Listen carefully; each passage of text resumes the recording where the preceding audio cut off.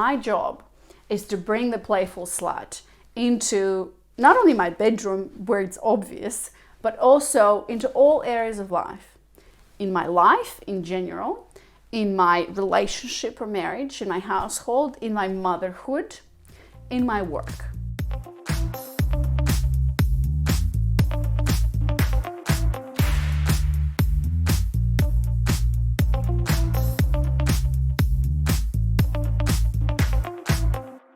Hello everyone, my name is Anna Rova. If you don't know who I am a feminine embodiment coach and I help successful single women attract committed masculine men. And I run a transformational group coaching program helping women do exactly that.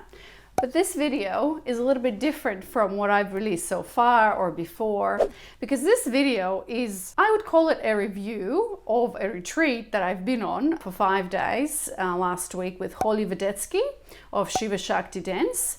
But it is also a share from me personally to all the women who are following me and watching this video, to express and to share what is possible for you to feel as a woman and what is possible for you to experience in life in general.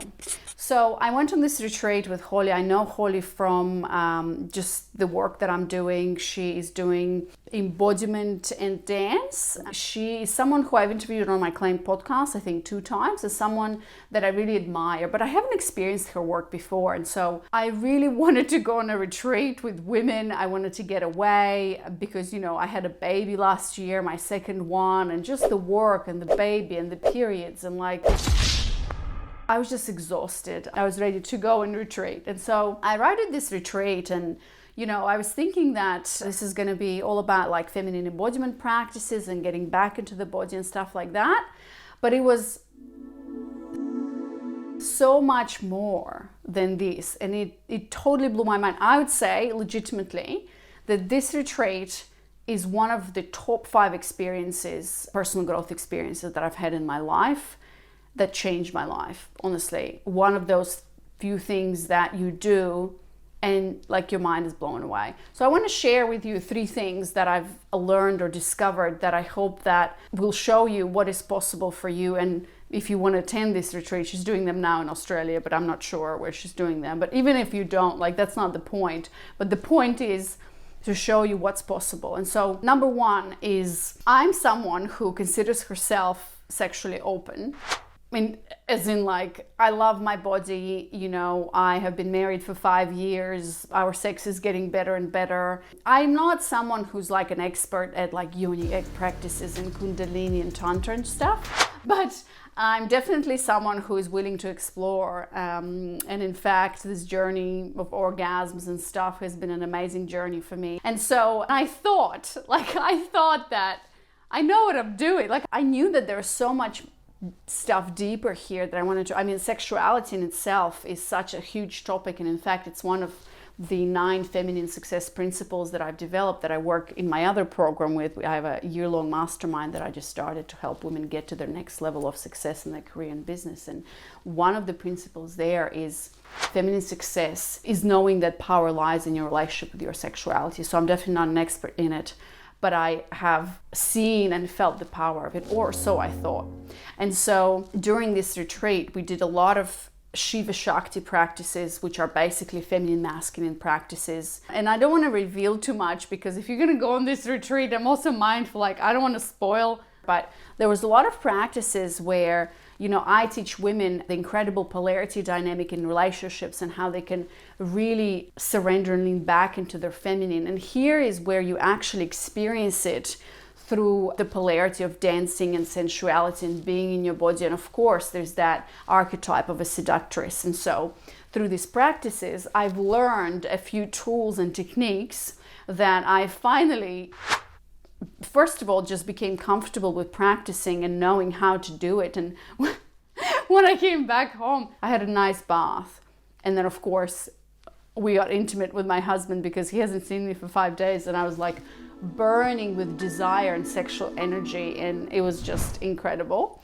And the next day, I have performed some of the tricks and the tools that I've learned. But I did this not like, you know, I'm just gonna dance for you or do whatever, but I did this from a place of pleasure and juiciness and aliveness and enjoying myself. And he actually commented after, because I asked him, how would you describe that? And he was like, you were really enjoying yourself. And this is what it's all about. When I've interviewed a stripper on my podcast a couple of years ago, and I was like asking her all these questions, like, ooh, don't you feel like people are going to judge you? Like you're making money while dancing and showing off your crotch and stuff. And she's like, no, I love what I'm doing and this is my work. And I was like, what? So now I understand that stripper. Not to say that I'm gonna go out there and do stripping or dancing or whatever in a sense. But what I saw in this retreat is what I knew always. I knew it in my body. I've seen the feminine flavor in women. And when I coach women, I'm like, your job as a woman is to be in your full expression, in your senses, in your curves, in your sex. Bring that on, girl. Bring that on into your life, into your sex, and into your work. And that leads me to my next point, which was my revelation at this retreat, is that I have fully embraced my inner slut, my inner playful slut. And it was really interesting. There were about 15 women there. And every single woman has her unique feminine flavor. And this is when I'm working with women through my feminine embodiment practices, I'm helping these women get the idea that your feminine flavor is so unique, and your job, how you attract amazing men, committed masculine men, your job is to focus on yourself and really explore and dive into and express yourself fully in your unique feminine flavor, because every woman is different. And that's what men love. Men love seeing women express their feminine flavor, and they're so different. And it's like, I can't even explain that in the way that they look, in the way that they smell, and in the way that they move, in the way that they dress. And all of these, sensual things are coming up with, it's all coming alive. And so for me, it turns out, I didn't even know this, but it turns out through these practices and the way that I was expressing myself in sensuality and sexual energy practices and stuff, it turns out that my archetype, or whatever, the role that I'm playing and who I am, is actually the playful slut. The most obvious description or explanation of it is in the bedroom.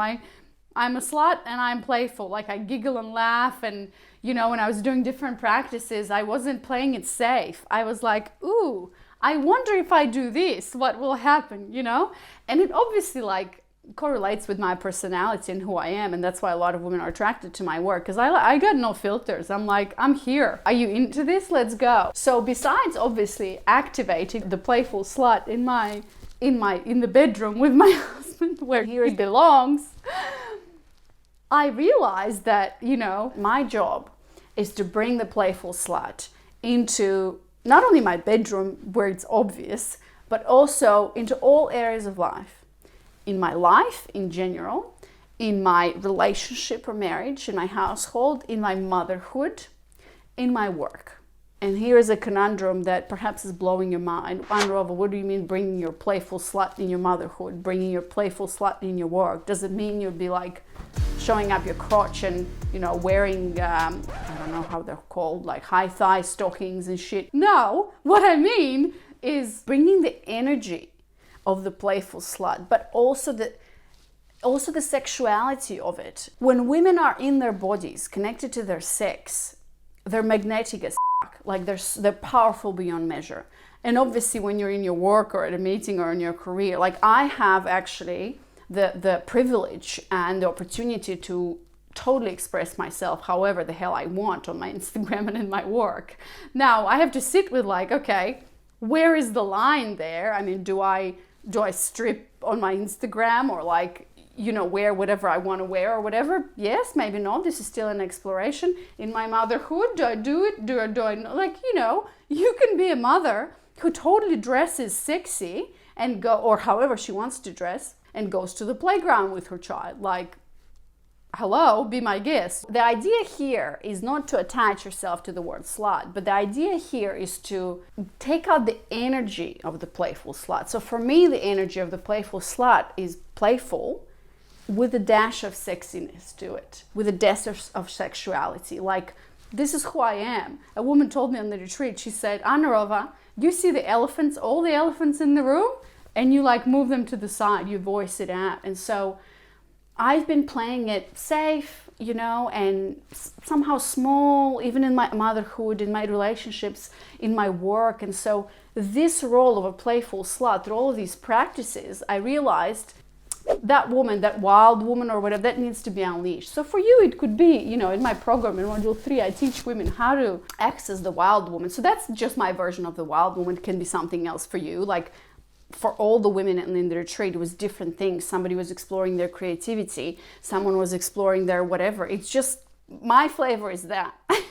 And so my job is to, what I'm going to be working and doing moving forward is bringing that playful slut in all the areas of my life. So stay tuned for that. And the last thing I want to mention that I got out of this retreat, and to show you what's possible, is my senses came online in a very beautiful and very impactful way. I literally feel myself so much more open in terms of how I express myself. Like, okay, those of you who are watching this video, you see my white shirt just dripping, going down from my shoulder?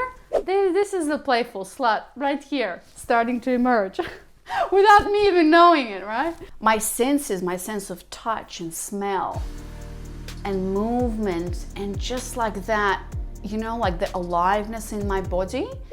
It was probably around 3 on a scale of 1 to 10. Maybe it was 4 before, because I'm doing my embodiment practice a lot and I'm very sensitive and connected to my senses. But here I think it got to a pretty good 9, like 8 and up, probably 9, not 10, because I'm sure, or maybe it's even 8, because I'm sure like there's so much more to explore here. But I've just opened up so fully in that there's so much power. Well, first of all, it's a little bit scary. Like, as soon as I emerged from the retreat and I drove for about 4 hours to home, there's a bit of vulnerability of, can I face the world?